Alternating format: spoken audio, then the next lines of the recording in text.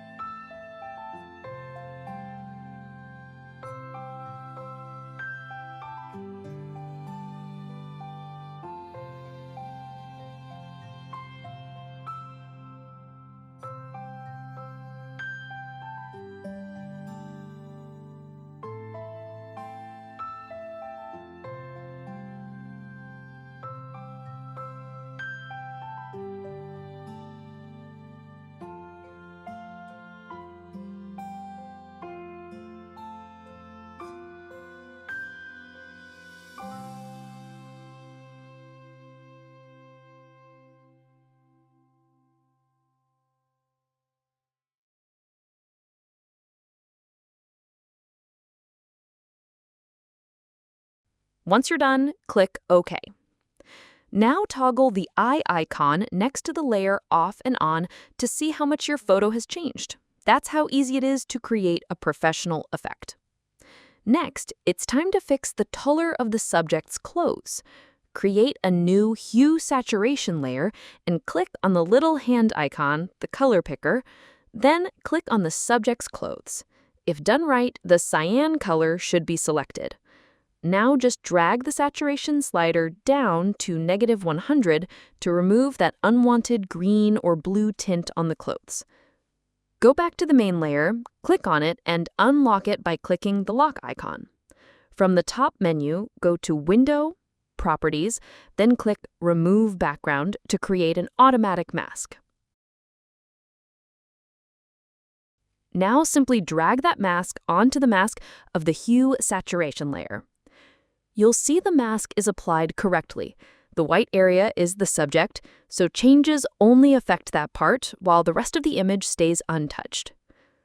Finally, group the camera raw and hue saturation layers together.